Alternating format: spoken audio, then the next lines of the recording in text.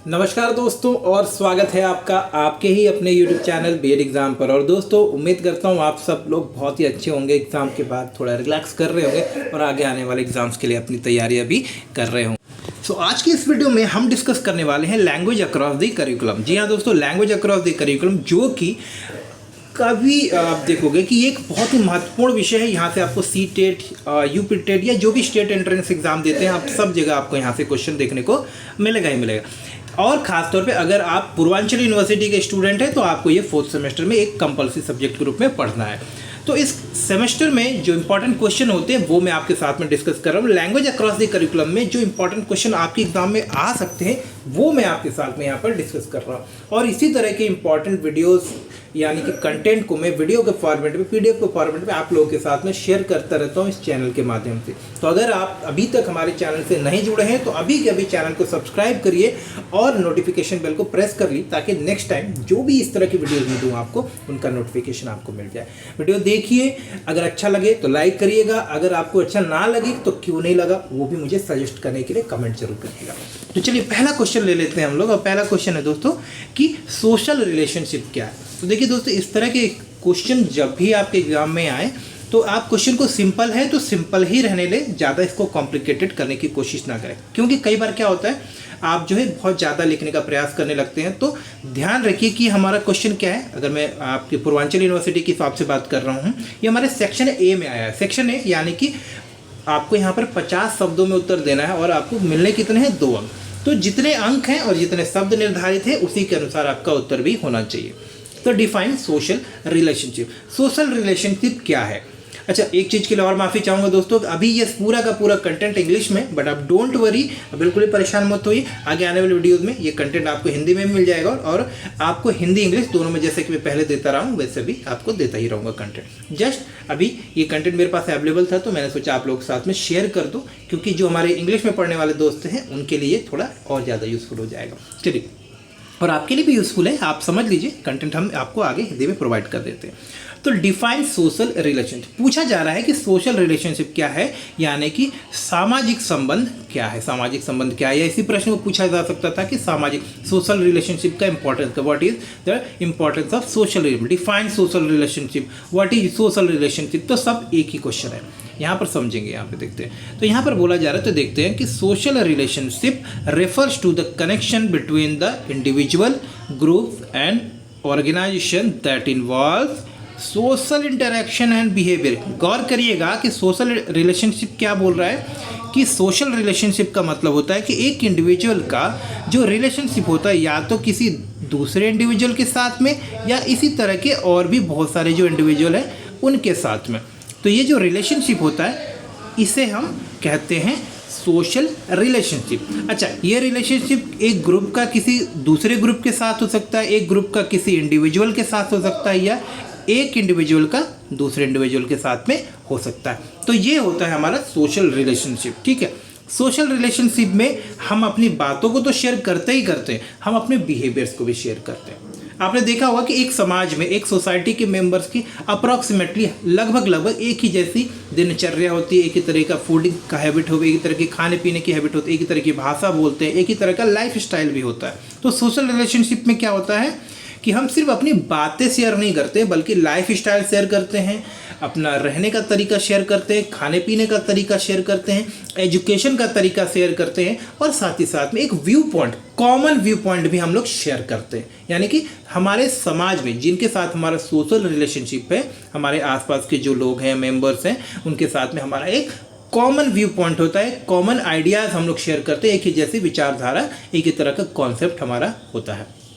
अब देखिए, these relationship can be based on various factor. तो वही बात जो मैं आपको बता रहा था कि these relationship can be based on various factors including shared interest, values, cultural social background, social status, financial status, economic status, religious status. ऐसे मतलब बहुत सारे फैक्टर्स हैं जिसके बेसिस पे हम लोग कॉमन इंटरेस्ट जिसको बोलते हैं, मतलब कि हो सकता है आप भी मेरे धर्म के हो, मैं भी आपके धर्म का हूँ, तो हम लोग क्या होंगे, हमारे बीच में एक तरह से रिलीजियस कॉन्सेप्ट के बेसिस पे हमारे बीच में एक रिलेशनशिप होगा। हो सकता है एक ही तरह की भाषा बोलते हो, एक ही बिजनेस करते हो, एक ही तरह का सोशल स्टेटस हो, एक ही कल्चरल बैकग्राउंड से आते हो, एक ही गाँव के लोग हों, एक ही तरह की भाषा, एक ही तरह की धार्मिक संस्कृति का पालन करते हो, सोशल बोलते हैं ना कि कल्चरल बिलीफ हमारा है। तो इन सारी चीज़ों की वजह से भी हो सकता है कि हम लोग एक ही तरह से सोचते हो, एक ही तरह से हम लोग समझ रहे हों, और इसी कॉमन कॉन्सेप्ट की वजह से बोले ना कि शेयर्ड इंटरेस्ट की वजह से जो है हम लोगों के बीच में एक सोशल रिलेशनशिप होता है, सोशल इंटरेक्शन होता है।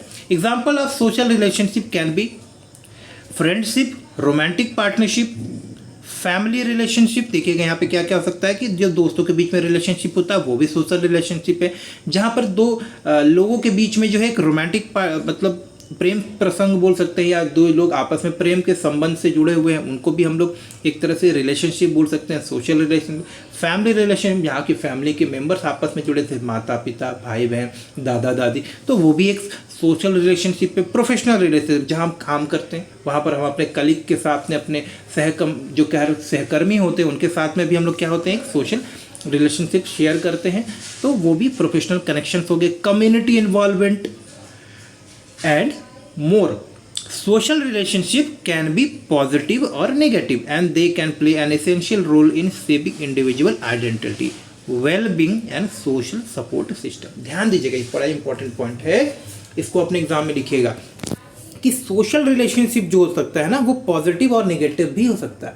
यानी कि देखिए हमारे बीच में जो रिलेशनशिप है, ठीक है, अगर हो सकता है कि एक चीज़ के लेकर कॉमन इंटरेस्ट के बेसिस पे हमारे बीच में टकराव हो, आप मेरी बात से एग्री ना करते हो, मैं आपकी बात से एग्री ना करता हूँ, हम लोग एक दूसरे से एग्री नहीं करते हो, तो हमारे बीच में क्या होगा, डिफरेंसेस होंगे। हो सकता है वो नेगेटिव भी और पॉजिटिव भी हो, तो दोनों तरीके से हो सकती है। लेकिन सोशल रिलेशनशिप जैसे कि हमने देखा कि ये हमारे बिहेवियर को अफेक्ट करता है, हमारे लाइफ स्टाइल को अफेक्ट करता है, और ये हमारे लाइफ का पार्ट है।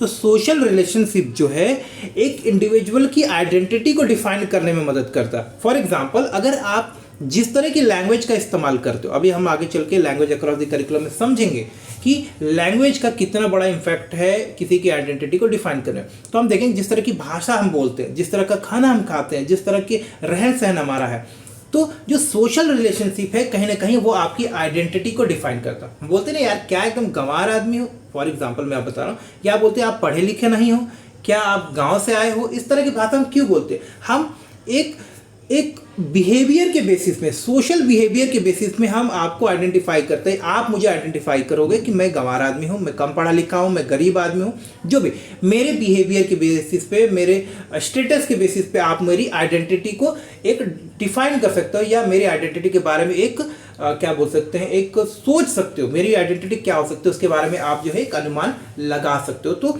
सोशल आइडेंटिटी को डिफाइन करने में भी कहीं ना कहीं सोशल रिलेशनशिप जो है बहुत इंपॉर्टेंट रोल प्ले करता है किसी के वेलबींग का। देखिए सोशल रिलेशनशिप बहुत इंपॉर्टेंट है, क्योंकि जब हम किसी सोसाइटी का हिस्सा होते हैं तो सोसाइटी हमारी देखभाल भी करती है। हम जिस सोसाइटी में रहते हैं वो सोसाइटी इस बात को इंश्योर करती है कि हम सोशली और इकोनॉमिकली भी जो है कहीं ना कहीं साउंड रहें, हमें ऐसे रिसोर्सेस, ऐसे अपॉर्चुनिटीज़ देती है जिससे कि हम जॉब कर सके, अपने परिवार का देखभाल कर सके, एजुकेशन ले सके, तो हमारी वेलबींग, हमारा हेल्थ अच्छा रहे, कभी बीमार पड़ जाए तो पड़ोसी आकर हमें देखें, हॉस्पिटल लेकर जाएं।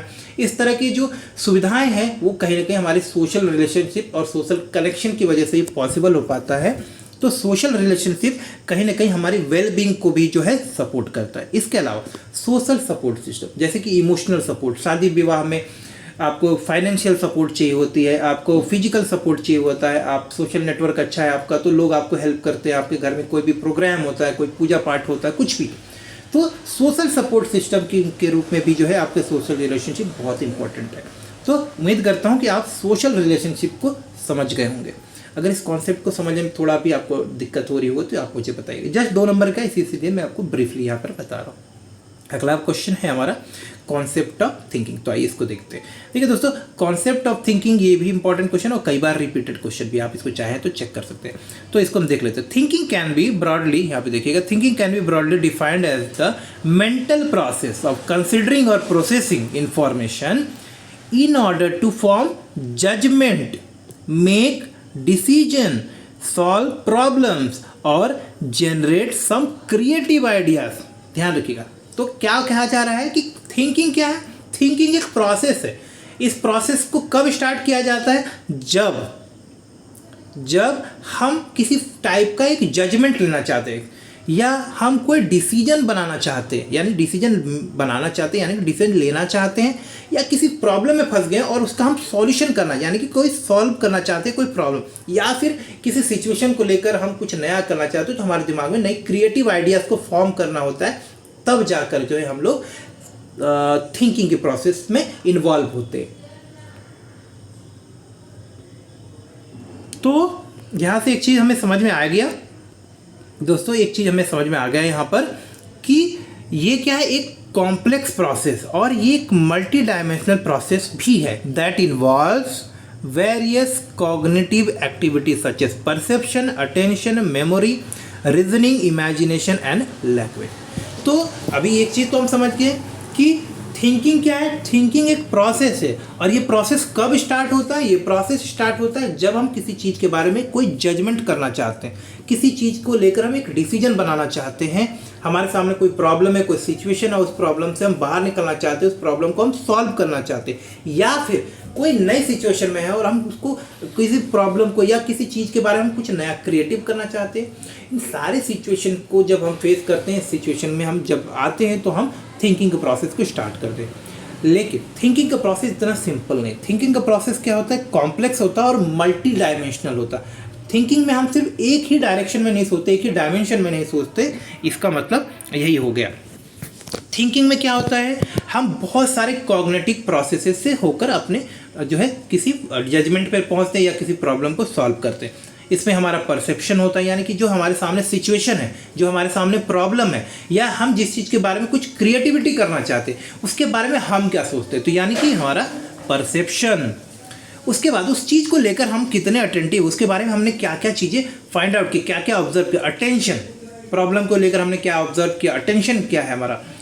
मेमोरी, उस चीज़ को लेकर किसी प्रॉब्लम में जब हम पड़ जाते हैं, जब हम थिंकिंग प्रोसेस स्टार्ट करते हैं, तो थिंकिंग प्रोसेस में हम जब प्रोसेसिंग स्टार्ट करते हैं तो हम मेमोरी में जाते हैं। मेमोरी में जाकर हम सोचते हैं क्या सिमिलर सिचुएशन में हम पहले थे, क्या ऐसा चीज़ हमने पहले देखा है, ये जो हमारे सामने प्रॉब्लम है, इस तरह की प्रॉब्लम क्या हमने पहले फेस की, अगर फेस किए तो हमने फिर उसका क्या सॉल्यूशन किया। इस तरह के हम लोग प्रोसेस करते हैं, मेमोरी में जाकर सोचते हैं कि इस तरह की सिचुएशन को हम लोग रिकॉल करने की कोशिश करते हैं। रीजनिंग, जब रिकॉल हो जाता है तो फिर रीजन करते हैं, यानी कि उसके ऊपर सोचना समझना शुरू करते हैं। और अगर रीजनिंग से हमें कुछ समझ में आता है, रीजन करते हैं कि भाई ये जो सिचुएशन है इसके ऊपर हम क्या क्या कर सकते हैं, क्या क्या प्रोबेबल ऑप्शन हमारे पास में, क्या प्रोबेबल सॉल्यूशन है, इस सिचुएशन में मैंने पहले क्या किया था और अब मुझे क्या करना चाहिए। इमेजिनेशन, अगर मैं ये जो सिचुएशन है इसको सॉल्व करने के लिए ऑप्शन ए का यूज़ करूँ, ऑप्शन बी का यूज़ करूँ, ऑप्शन सी करूँ, तो हमारा रिजल्ट क्या आएगा, ऐसा इमेजिन करना है, रिजल्ट को इमेजिन करना, तो इमेजिनेशन। और लैंग्वेज का भी इस्तेमाल करते हैं हम लोग। लैंग्वेज कौन सा होता है? मेंटल लैंग्वेज, जिस लैंग्वेज में हमने चीज़ों को सीखा और समझा। मेंटल लैंग्वेज क्या होती है? हमारी सीखने की लैंग्वेज होती है। तो इन सारी चीज़ों से देखिए आप कितने सारे cognitive process, perception, attention, memory, reasoning, imagination और लैंग्वेज, इन सारी चीज़ों से होकर गुजरते हैं, तब जाके हमारा जो थिंकिंग का प्रोसेस है ना वो कंप्लीट होता है। तो उम्मीद है समझ गया हूँ। थिंकिंग कब स्टार्ट होती है? जब हमें कोई डिसीजन लेना है, कभी जजमेंट करना है, कोई प्रॉब्लम सॉल्व करना है, या फिर हमें कोई प्रोसेस करना है जिसमें कि हमें क्रिएटिविटी करनी है। और जब ये, तो हम समझ गए यहाँ पे कि थिंकिंग क्या है? प्रोसेस। और ये प्रोसेस कब स्टार्ट होता है वो भी समझ गए। प्रोसेस जब स्टार्ट होता है इसमें कई सारे कॉग्निटिव स्टेप से होकर गुजरते हैं हम लोग, ये भी क्लियर हो गया। सो थिंकिंग कैन बी कॉन्शियस और अनकॉन्शियस। कई बार थिंकिंग हम जानबूझकर करते हैं, कई बार हम लोग पता भी नहीं होता और हम लोग सोच रहे होते हैं। तो थिंकिंग कैन बी कॉन्शियस और अनकॉन्शियस, डेलिब्रेट और ऑटोमेटिक, और can occur eight different level of complexity and abstractions. यहाँ भी आप समझ गए होंगे। It is influenced by various factors such as personal experience, cultural background, education, emotion, motivation and cognitive biases।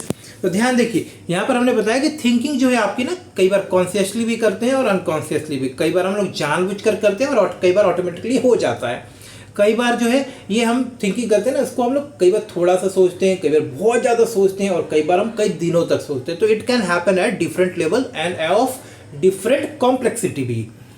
It is influence by various. और जब thinking process होती है ना, ये भी कई फैक्टर से अफेक्टेड होती है। देखिए आपका एजुकेशन लेवल क्या है, आप कॉन्सेप्ट को किस लेवल से समझ पा रहे हो, आपने जो प्रॉब्लम है उसको किस तरह से देखा है, आपकी अंडरस्टैंडिंग, आपका एक्सपीरियंस कितना, आपका बैकग्राउंड क्या है, आपका एजुकेशनल बैकग्राउंड, आपका एक्सपीरियंस का बैकग्राउंड, आपका सोशल बैकग्राउंड क्या है, आप क्वेश्चन को जब देख रहे हो, सिचुएशन को जब फेस कर रहे हो, आपके इमोशंस क्या हैं, आपको सिचुएशन को फेस करने के लिए क्या मोटिवेशन है, सॉल्यूशन फाइंड आउट करने के लिए आपके पास क्या क्या रिसोर्सेज हैं, उससे आपको मोटिवेशन मिलता है। और साथ ही साथ कॉग्निटिव बायसेस, कहीं आप सिचुएशन को लेकर बायस्ड तो नहीं है, सिचुएशन को लेकर कहीं आपके दिमाग कोई प्री कॉन्सेप्ट बोलते हैं ना कि कोई स्टीरियोटाइप्स तो नहीं, बहुत सारी चीज़ों से हमारा जो है थिंकिंग प्रोसेस डिपेंड करता है। फॉर एग्जांपल मैं आपको बताता हूँ, मैं एग्जांपल मूवी से ले लेता हूँ कि कई बार क्या होता है जब कोई आदमी रोड पर चल रहा हो और उसके हाथ में किसी का चोरी का सामान दिख जाता है तो सबसे पहले हम लोग यही सोचते हैं कि इसी ने चोरी किया होगा। लेकिन अगर रीजनिंग करें तो कई बार हम ये भी सोच सकते हैं कि हो सकता है इस चीज़ को जो आदमी पकड़े हुए है इसने शायद नीचे से उठाया हो, तो ये भी हो सकता है। तो हमें ये चीज़ समझना पड़ेगा कि कॉग्निटिव बायसेस, इसको बोलते हैं कॉग्निटिव, हमने सोच लिया कि जिसके हाथ में चोरी का सामान होता है वो चोर होता है, ये हमारा कॉग्निटिव बायस है। थिंकिंग प्रोसेस जो है इससे भी अफेक्टेड होता है। कई बार हम लोग डिसीजन लेते वक्त में कई बार प्री कॉन्सेप्ट से ही डिफाइंड होता है। हम लोग कई बार मान लेते हैं कि गांव के लोग जो होंगे शायद वो इतने होशियार नहीं होते, हमारे दिमाग में होता है, और शहर के लोगों को हम बहुत होशियार मान लेते, बट ऐसा हो जरूरी नहीं। तो ये हमारे दिमाग में बायस है, तो ये भी ना कई बार हमारे थिंकिंग प्रोसेस को अफेक्ट करता है। चलिए डिटेल में नहीं जाते, आंसर थोड़ा बड़ा हो जाएगा, बट ये क्वेश्चन को हम लोग आगे भी देखेंगे। सो अभी इसको मैं डिटेल में लिख दिया है, सो हम जब भी डिस्कस करेंगे ना इसको और कर देते। आप 2 नंबर्स में मतलब 2 मार्क्स के क्वेश्चन में लिखना है तो आप इतना लिखें। There are different type of thinking including analytical thinking, creative thinking, critical thinking, lateral thinking and divergent thinking. This type of thinking involve different skills and processes such as logical reasoning, imagination, observation, evaluation and problem solving. यहाँ पे समझिएगा कि thinking की जो process होती है वो भी कई टाइप्स के होते हैं। आप देखोगे यहाँ पर कि थिंकिंग जो है कई टाइप के होता है। इसमें आप देखोगे एनालिटिकल थिंकिंग होती है, creative thinking, critical thinking, lateral thinking और डाइवर्जेंट थिंकिंग। ये important major type of thinking processes हैं। और ये हर एक टाइप की जो थिंकिंग प्रोसेस है इसमें हम सर्टेन स्टेप्स को फॉलो करते हैं। और वो स्टेप्स क्या होते हैं कि हम इनमें लॉजिकल रीजनिंग करते हैं क्वेश्चन को लेकर, सिचुएशन को लेकर, कुछ इमेजिनेशन करते हैं, चीज़ों को इमेजिन करते हैं, ऑब्जर्वेशन करते हैं सिचुएशन का, फिर जो रिजल्ट्स आते हैं उसके बेसिस पे हम इवेलुएट करते हैं और फिर बेसिस पे हम लोग प्रॉब्लम सॉल्विंग करते हैं। ये हर एक थिंकिंग प्रोसेस का इम्पॉर्टेंट फेज है, तो ये ध्यान रखिएगा आप लोग। ओवरऑल हम कह सकते हैं कि thinking is an essential cognitive process that allows individual to make sense of the world around him. तो थिंकिंग से ही हम लोग को अपने आसपास की दुनिया के बारे में ठीक से आइडिया लग पाता है और हम उसके हिसाब से अपने आप को and we can adapt to the changing circumstances. It plays a critical role in learning, decision making, problem solving and innovation and it is essential for the personal and professional success. उम्मीद करता हूँ ये बात आपको समझ में आ गई होगी। चलिए नेक्स्ट हम लोग अभी और मैं आपको बता देता हूँ हम लोग क्या क्या डिस्कस करने वाले। देखिए मैंने बहुत सारे क्वेश्चन आप लोगों के लिए बहुत अच्छे से लिख रखे हैं, तो प्लीज़ जो चीज़ें अगर आपको अच्छी लगती हो ना तो मुझे ज़रा आप लोग सपोर्ट भी किया करिए। सारे क्वेश्चन देखिए मैंने आप लोगों के लिए कर रखे हैं। एक्चुअली आप देखोगे तो सारे सेक्शन मैंने पूरा कर रखा है आपके लिए। देखो आप लोग। सो अगर आप लोग को ये सारे क्वेश्चन चाहिए तो आप प्लीज़ मुझे बताइएगा, ठीक है। चलिए मिलते हैं अगले वीडियो में, तब हम और नेक्स्ट क्वेश्चन को डिस्कस